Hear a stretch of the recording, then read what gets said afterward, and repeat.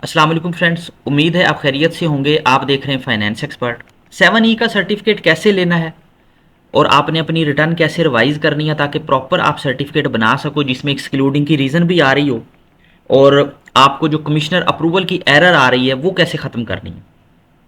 Practical knowledge आपके साथ share करूँगा। अगर वीडियो अच्छी लगे तो लाइक और शेयर ज़रूर कीजिएगा। तो चलें स्टार्ट करते हैं। सबसे पहले तो मैंने आईआरएस में लॉगिन कर लिया हुआ है, ठीक है।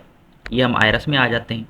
अब 2023 की रिटर्न आपने रिवाइज करनी है और उसमें आप सर्टिफिकेट जो है ना वो 7E का कैसे बनाओगे ये आपको मैं कंप्लीट करके दिखाऊंगा प्रोसेस, ठीक है।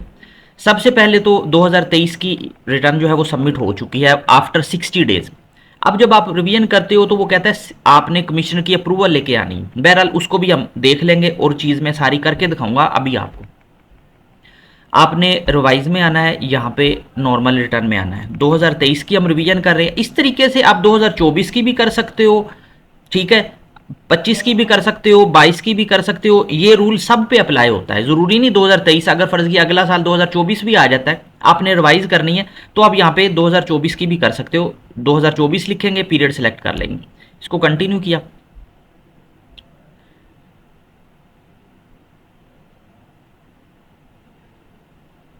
अच्छा, अब ये देखें जी हमारे पास रिटर्न आ गई है। अब आप इनकी जो है ना सबसे पहले तो कैपिटल एसेट्स में आ जाएं। अब आपने जिस भी एसेट का सर्टिफिकेट लेना है ना, फ़र्ज़ किया मैं ये कहता हूँ रेजिडेंशियल प्रॉपर्टी, हमने उसका एक सर्टिफिकेट लेना है 7E का। यहाँ पे मेजरमेंट यूनिट आपने सेलेक्ट करना है, जो भी कर लें। अब इसमें याद रखिएगा कि अगर एक प्रॉपर्टी है वो 5 मरले और 100 स्क्वायर फीट की है तो आपने यहाँ पे यूनिट एक ही सिलेक्ट करना है। अगर मरला सिलेक्ट किया है तो मरले में ही आपने बतानी है, कनाल किया है तो कनाल में, स्क्वायर फीट किया है तो स्क्वायर फीट में। ये नहीं होगा कि हम मरले के साथ स्क्वायर फीट लिख दें, ऐसे नहीं होगा। बहरहाल आपने जो मेजर यूनिट है ना वो सेलेक्ट करना है। अब मैं यहाँ पे मरला सेलेक्ट करता हूँ। फ़र्ज़ किया ये जो प्रॉपर्टी है ये 5 मरले 200 स्क्वायर फीट की, मैं यहाँ पे सिर्फ 5 मरले लिख लेता हूँ। अब यहाँ पे आपने प्रॉपर्टी का जो है वो एड्रेस लिखना है और ये एड्रेस आपने कंप्लीट लिखना है जो आप चाह रहे हो सर्टिफिकेट पे शो हो, ठीक है। यहाँ पे तहसील टाउन, ठीक है, मैं यहाँ पे लाहौर लिख, जिस सिटी में भी है, ठीक है, आप यहाँ पे लिख लें। ये सारा जो भी आप डाटा यहाँ पे फिल करोगे ये आपके सर्टिफिकेट पे आएगा, ठीक है। अभी मैं आपको करके भी दिखाऊंगा। अब वो कहता है कि ये प्रॉपर्टी कंस्ट्रक्टेड है। अगर तो ये कंस्ट्रक्टेड है तो आप इसको यस कर दें, और अगर ये प्लॉट है तो उसको नो ही रहने दें, फिर आपने कुछ भी नहीं करना। मैं कहता हूं कि ये कंस्ट्रक्टेड है। अब कंस्ट्रक्टेड में वो कहता है कि कवर्ड एरिया कितना है। अब अगर ये 5 मरले का घर है दैट डेफिनेटली कंस्ट्रक्टेड है, तो एक आपको रफ सा आइडिया लेना होगा। अगर तो आपको पता है कि ये 5 का 5 मरले कंस्ट्रक्टेड है, बीच में कोई लॉन शॉन या ऐसी कोई अनकवर्ड जगह नहीं है, तो आप यहाँ पे 5 लिख दें। या आपको लगता है कि थोड़ा सा अनकवर्ड एरिया तो आप 4.5 लिख दें। ये जस्ट एक फॉर्मेलिटी है और कुछ भी नहीं है। अब वो कहते हैं ये आपने इसके ऊपर टैक्स देना है या इसको एक्सक्लूड करना है। तो डेफिनेटली टैक्स तो हमने नहीं पे करना, और इसमें मैं यही अज्यूम कर रहा हूँ कि आपके ऊपर 7E का टैक्स अप्लाई नहीं होता। अगर 7E का टैक्स बनता है तो फिर वो आपको पे करना पड़ेगा, ठीक है। अब यहाँ पे हम इसको यस करते हैं, और यहाँ पे एक्सक्लूडिंग की रीजन में नॉर्मली ये आप 1 कैपिटल एसेट वाला सिलेक्ट कर लें, ये भी काम चल जाएगा। अगर ये नहीं करना तो आप कहते हो कुछ और करना है, ठीक है, person excluded by federal government, ये कर लें, ठीक है। ज़्यादातर यही चल रहा होता है क्योंकि अक्सर जिस पे अप्लाई नहीं होता 7E, तो वो कोई कुछ भी सिलेक्ट कर ले तो उसका तो काम चल जाएगा। यहाँ पे ही करने के बाद मैंने ओके किया।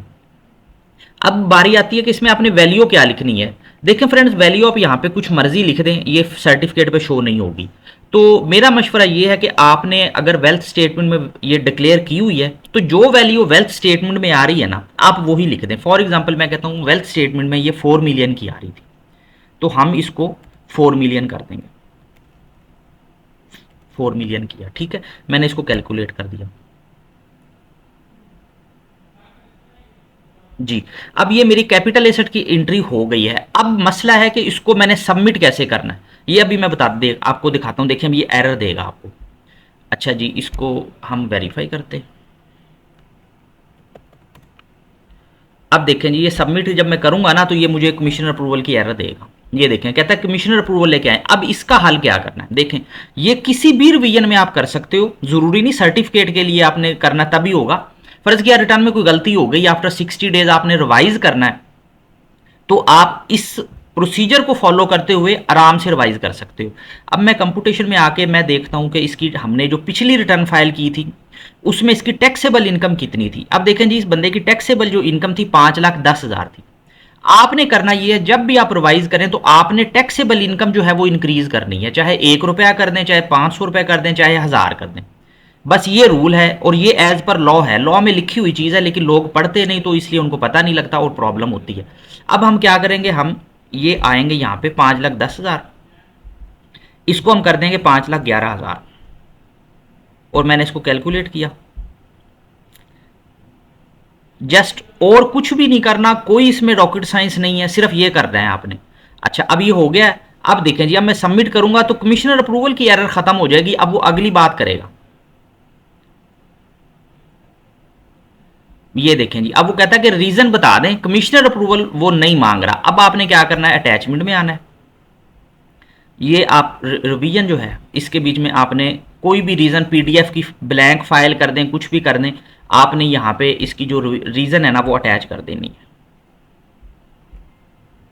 ज़रूरी नहीं है कि रीज़न में आपने कोई कहानी बतानी है, कुछ ना भी लिखें, सिर्फ पीडीएफ की खाली फाइल भी अटैच कर देंगे तो आपका काम चल जाएगा। कुछ लिखना है तो बेटर है, अच्छी बात है। ठीक है, अब हम दोबारा आएंगे, अब देखें, अब इसको सबमिट करें, ये सबमिट होता है या नहीं होता। अगर कोई और देगा, देखें जी, अब ये आपके सामने उसने फॉर्म को सबमिट कर दिया है। अब सर्टिफिकेट कैसे मिलेगा आपको, देखें ये सबमिट हो गई या फाइल आपके सामने रिटर्न रिवाइज हो गई है। पहले आपसे कमिश्नर अप्रूवल मांग रहा था, अब नहीं मांगी। अब देखें, हम कंप्लीटेड टास्क में आए, डिक्लेरेशन में है, ये देखें जी, जो आपकी आफ्टर रिवीजन रिटर्न पड़ी होगी आपने इसको ओपन कर लेना।